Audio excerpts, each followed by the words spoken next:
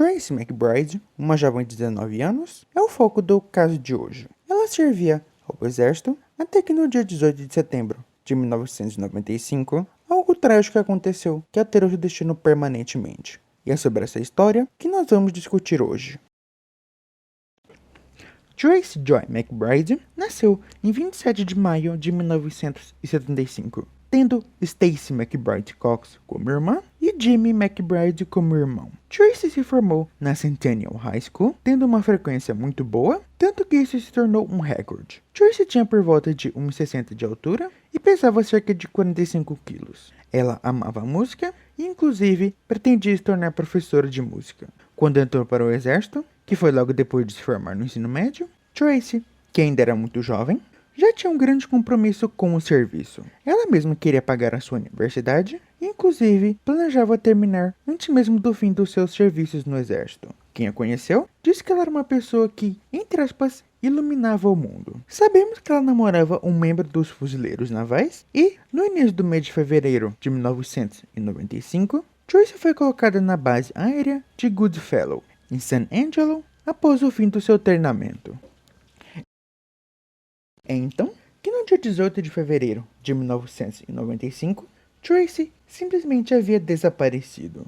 A última vez em que ela foi vista, ela estava na base aérea de Goodfellow. Nesse dia, especificamente, ela havia se oferecido para trabalhar na lavanderia. A última pessoa que falou com ela era um amigo que conversou via telefone. Diversas buscas que envolveram o Departamento de Polícia de San Angelo, os escritórios do xerife dos condados de Tom Green Coca, o Departamento de Segurança Pública e o próprio FBI por Tracy começaram.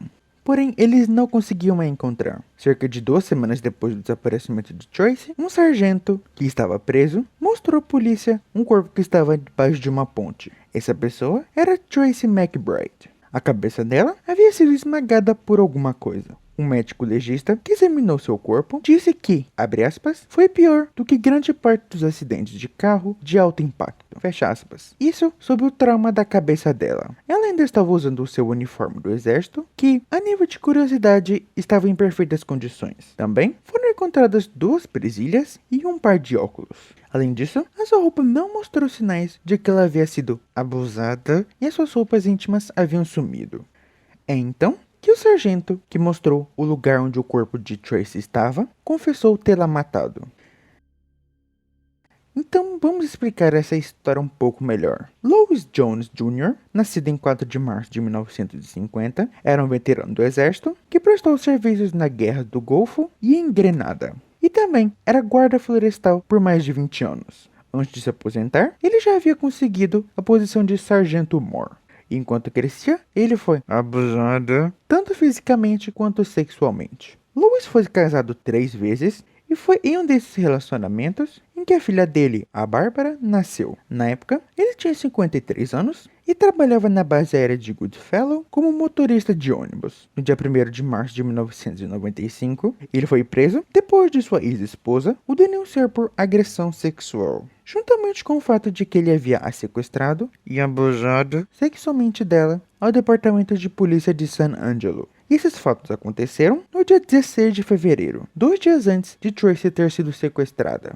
Louis, armado, obrigou a sua ex-esposa a sair de casa, a sacar $800 de sua conta bancária, levou ela para seu apartamento, onde ele a agrediu e abusou dela. Durante um interrogatório, não se sabe o porquê exatamente, mas foi perguntado a Louis se ele tinha algum envolvimento no caso de Tracy. É então que ele confessa o crime.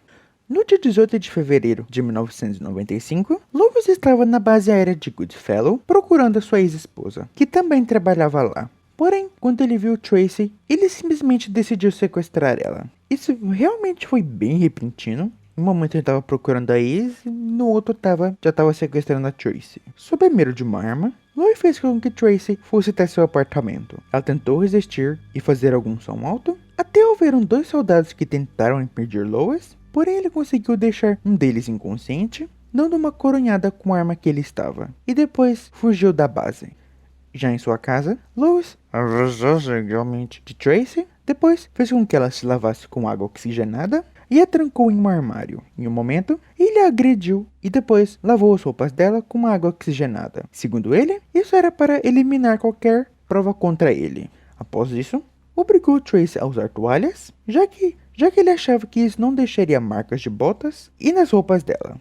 Lois levou ela até um lugar afastado, cerca de 32 km de distância da cidade, fora da Texas State High 277, a norte de San Angelo, onde ele agrediu Tracy 9 vezes, isso na cabeça, com uma chave de roda. É provável que Lois fez com que Tracy andasse até o local onde ela foi encontrada. Isso porque havia lama em suas botas, coisa que não haveria caso ele tivesse, por exemplo, a matado antes e a deixado ali no lugar. O corpo de Tracy foi deixado embaixo de uma ponte, o lugar onde ele mostrou onde o corpo estava posteriormente. Lois tentou negar o abuso sexual, porém o médico legista, mesmo tendo algumas dificuldades, a principal é o fato de que, como estava muito frio no lugar onde o corpo estava, mas ainda assim ele conseguiu confirmar que aquilo havia sim acontecido.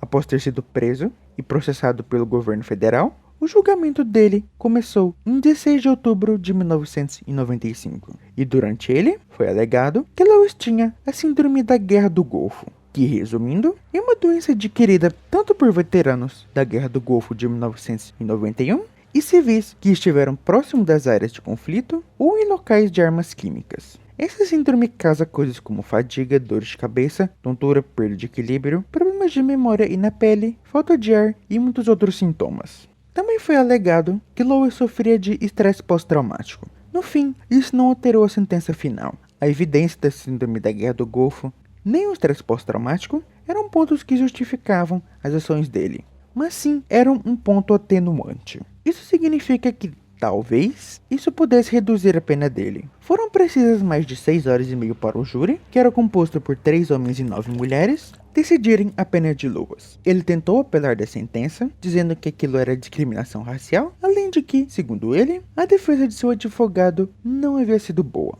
A sentença foi aplicada em 18 de março de 2003, por meio de injeção letal. Isso aconteceu na cidade de Terre Haute, no estado de Indiana. A execução de Lois foi uma das últimas execuções federais que aconteceram. Em seus últimos momentos, ele olhou para a sala de testemunhas, especificamente para sua família, e murmurou as palavras "Eu te amo". Depois de quase 2 horas disso, familiares de Tracy relembraram da vida e das memórias dela. Durante uma das investigações feitas próximos do fim do julgamento, mostraram que Lois havia amarrado Tracy com uma corda de nylon e colocou meias na boca dela para que ela não gritasse.